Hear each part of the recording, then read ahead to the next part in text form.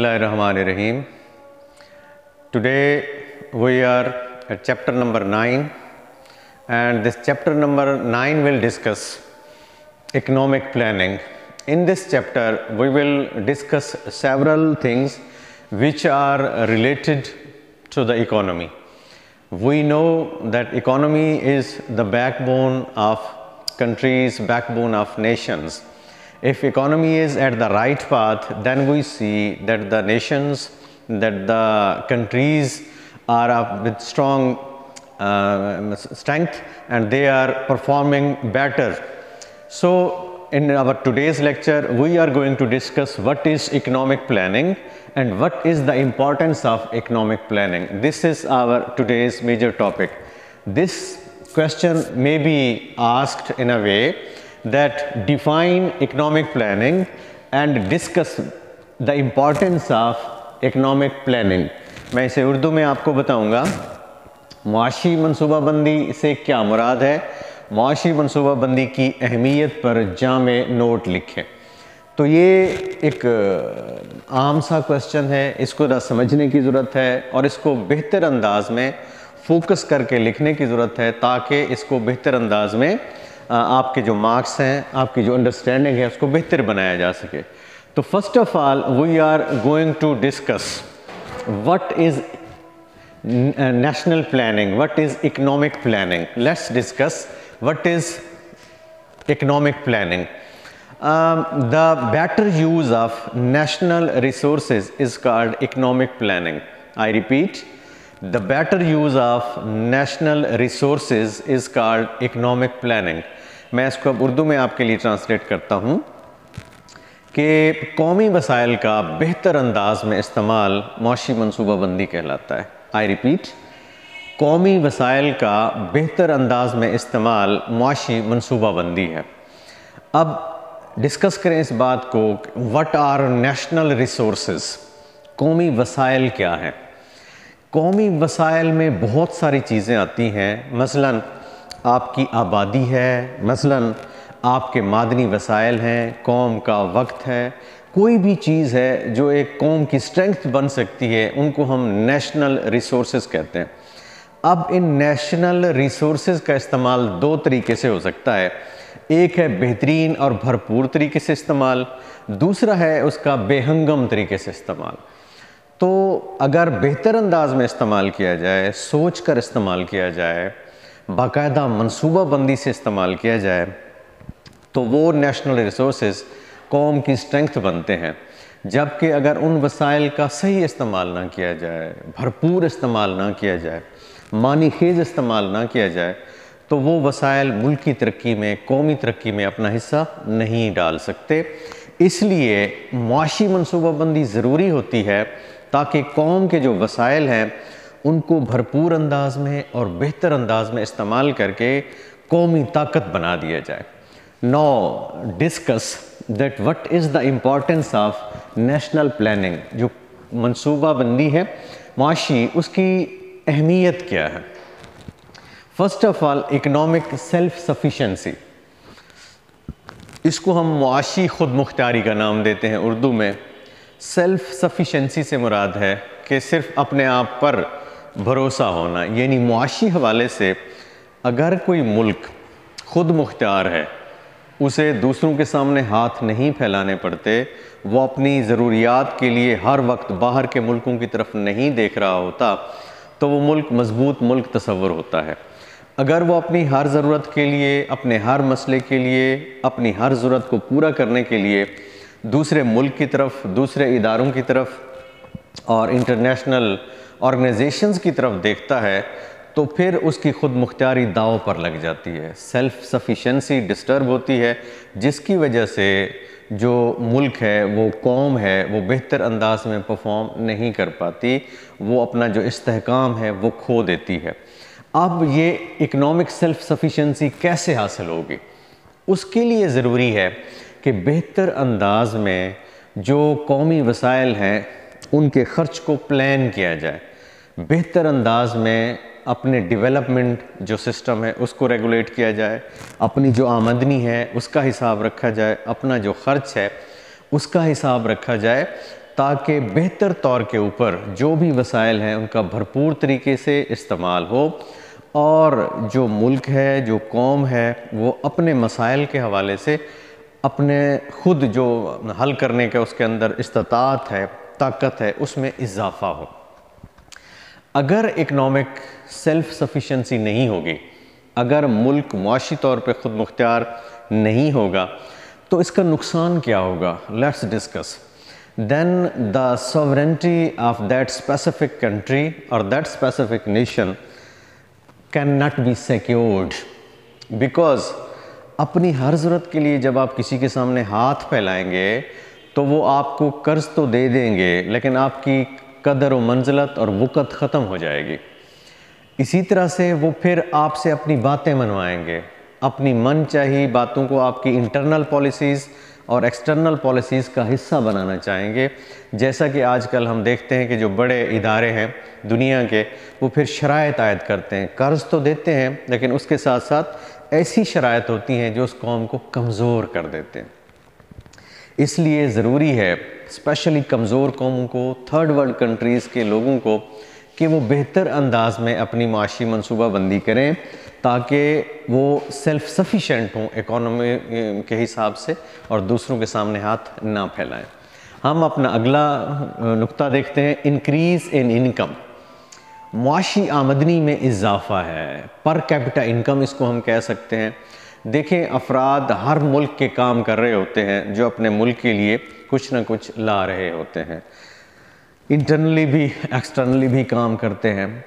अब जो per capita income है, ये जितनी ज़्यादा होगी उतना ज़्यादा मुल्क खुशहाल होगा, उतना ज़्यादा वो कौम खुशहाली की मनाजिल तय कर पाएगी। अब देखें, जब तक मुआशी मनसूबाबंदी नहीं होगी ये पर कैपिटा इनकम बढ़ेगी नहीं, ये कम होती जाएगी और मुल्क के ऊपर मसाइल जो हैं वो बढ़ते जाएंगे।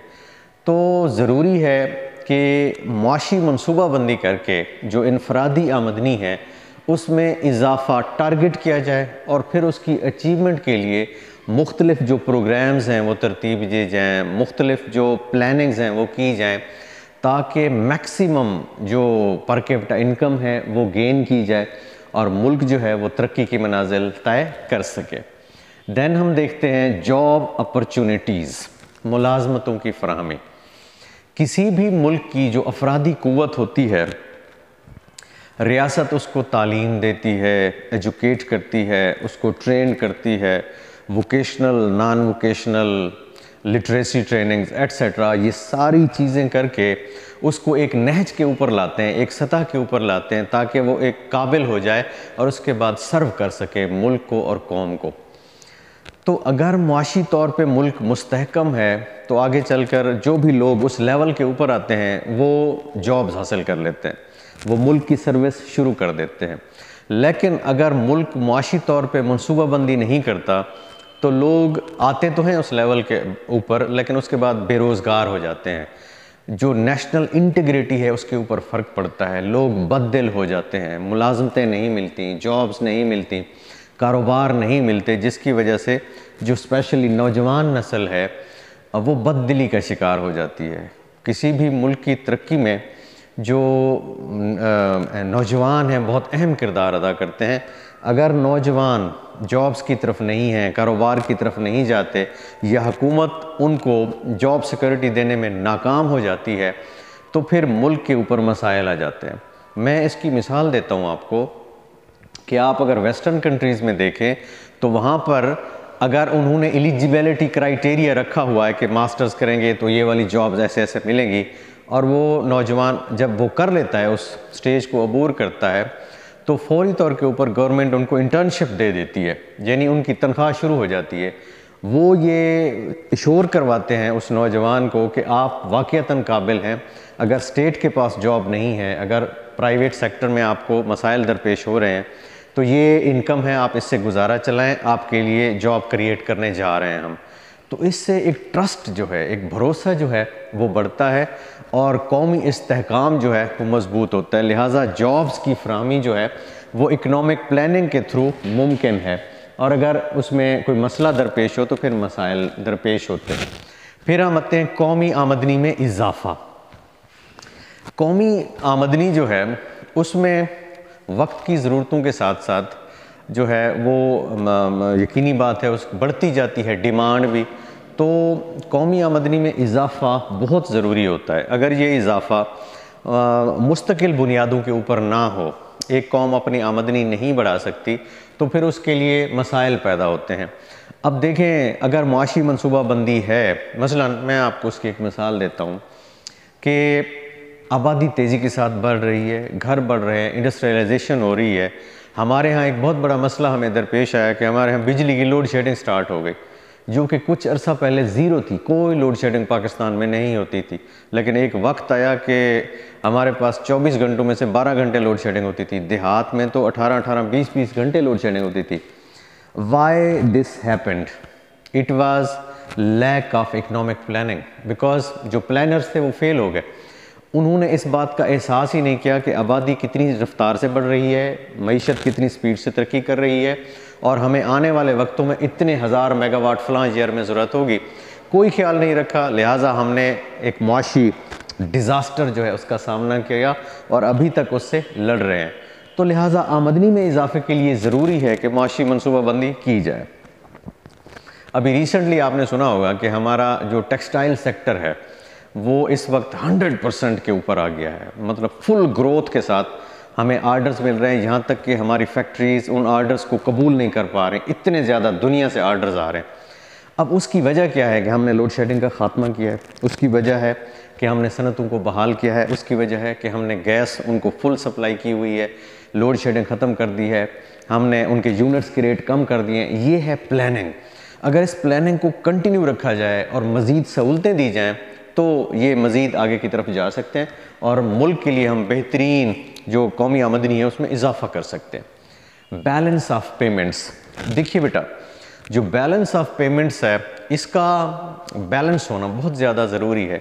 अदायगियों में तवाज़ुन, देखें हमने इंपोर्ट और एक्सपोर्ट करनी होती हैं। दुनिया में ये चीज़ें हैं कि कुछ चीज़ें हमारे यहाँ हैं, कुछ चीज़ें हमारे यहाँ मौजूद नहीं हैं, हमने बाहर से लेनी होती हैं, कुछ बाहर की डिमांड्स होती हैं। तो ये जो हम कर्ज़ लेते हैं बाहर से या जो इंपोर्ट और एक्सपोर्ट करते हैं उसमें फिर डेफिसिट आता है एक। अगर कोई मुल्क माशी तौर पे मुस्तहकम है, उसकी इंडस्ट्री, एग्रीकल्चर, दूसरी चीज़ें आला लेवल की हैं, बेहतर परफॉर्म कर रही हैं, तो फिर अदायगियों का तवाज़ुन उसके हक़ में होता है, वो मुल्क अमीर होता है। जैसे मैं चाइना की मिसाल देता हूँ, इस वक्त उसका जो लेवल है वो दुनिया में सबसे ऊपर है कि उसने जो है वो दुनिया की मईशत को कैप्चर करना स्टार्ट किया हुआ है। जबकि उसके मुकाबले में हम अपने पाकिस्तान को देखें तो हम कम चीज़ें बाहर भेजते हैं और ज़्यादा चीज़ें मंगवाते हैं। तो ये जो इसको घाटा तसव्वुर करें, इसको डेफिसिट तसव्वुर करें, इसको कवर करने के लिए भी मुआशी मनसूबाबंदी की ज़रूरत है, ताकि जितनी चीज़ें हम बाहर से मंगवाएं उतनी चीज़ें हम अंदर से बाहर भी भेज रहे हों, ताकि एक तवाज़ुन के साथ चलें। अगर हमारी आमदनी कम और ख़र्च ज़्यादा होंगे तो कर्ज़ हमारे ऊपर चढ़ता जाएगा और एक वक्त आएगा कि हम उस कर्ज़ का बोझ उठा नहीं पाएंगे और फिर मसाइल का शिकार हो जाएंगे। देन है इंडस्ट्रियल डेवलपमेंट, सनती तरक्की। दुनिया में इस वक्त जितनी कौमें तरक्की याफ्ता हैं वो कौमें सनतों की बुनियाद के ऊपर तरक्की याफ्ता हुए हैं, इंडस्ट्रियल डेवलपमेंट को आला पैमाने के ऊपर लेकर गए हैं, जिसकी वजह से उनकी इंडस्ट्री ने बेहतरीन परफॉर्म किया है और उन मुल्कों ने दुनिया की मईशतों को कैप्चर किया है। आपके सामने मिसाल है जर्मनी की, आपके सामने मिसाल है जापान की, आपके सामने हॉलैंड आ गया, अमेरिका आ गया और अब लीड कर रहा है इन सबको चाइना। तो ये इंडस्ट्रियल रेवोल्यूशन है जिसने उनको वर्ल्ड सुपर पावर्स बना दिया है, दुनिया की मईशतों को उन्होंने कवर कर लिया है। तो लिहाजा सनतों के पहिए को चलाने के लिए भी मुआशी मनसूबाबंदी की ज़रूरत है। यानी हम देखते हैं कि अगर ये चीज़ें बेहतर तौर के ऊपर सनतें परफॉर्म करें तो तेज़ी के साथ पैसा आएगा और मुल्क जो है वो तरक्की की राहें तय करेगा। Development of under developed areas, कम तरक्की याफ्ता इलाकों की तरक्की। देखें, अगर इकनॉमिक प्लानिंग की जाए कि हमने अपने इलाकों में किस किस तरह से जो हमारी आमदनी है उसके मुताबिक पैसे को जो है वो तकसीम करना है, डेवलपमेंट जो है वो हम करनी है, तो उसके लिए फिर ज़रूरत होती है हमें पैसे की। पैसा जब हमारे हाथ में आ गया तो हमारे जो कम तरक्की याफ्ता इलाके हैं, जहाँ पर एहसास महरूमी पाया जाता है, जहाँ के लोग मसाइल का ज़्यादा शिकार होते हैं, तो हम उनको जो है वो मज़ीद तरक्की की राहों पर गामज़न जो है वो कर सकते हैं और बेहतर अंदाज में वो इलाके तरक्की याफ्ता इलाकों के बराबर आ सकते हैं। उसके बाद best use of man power. Better use of man power में ये है कि जो इंसानी वसाइल है, मैन पावर है, इसका बेहतर इस्तेमाल बहुत ज़रूरी होता है।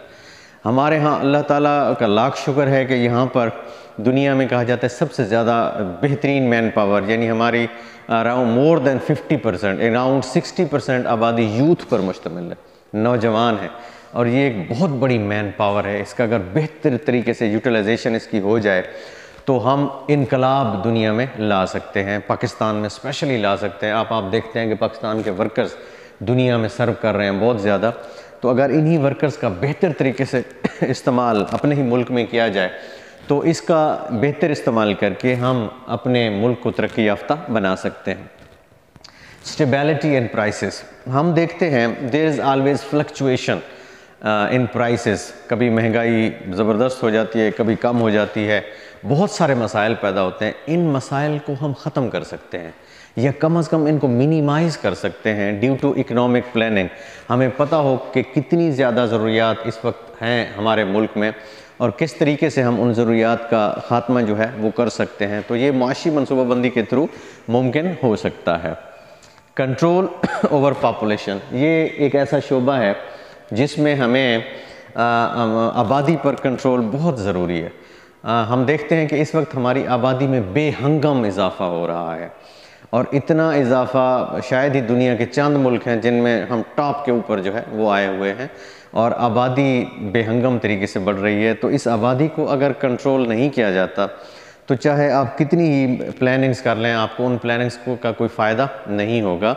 लिहाजा आबादी को कंट्रोल करना और वसाइल और आबादी में तवाज़ुन लाना ये बहुत ज़रूरी है और ये सोचना पड़ेगा जो हमारे अरबाब इख्तियार है उनको कि अगर हमने पॉपुलेशन पर कंट्रोल नहीं किया तो जितने भी वसाइल हों ये वसाइल सही तौर पे हम बरूए कार नहीं ला सकते। लिहाजा ज़रूरत इस बात की है कि हम पॉपुलेशन पर कंट्रोल करें। जब हमें पता होगा हमारे पास इतने पैसे हैं, वो इतने बंदों के खाने के लिए हैं, तो हम उतने ही बंदों को मदऊ करेंगे।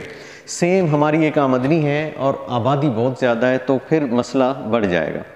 National progress, and at the and I will say that without economic planning it is impossible that we can gain national progress.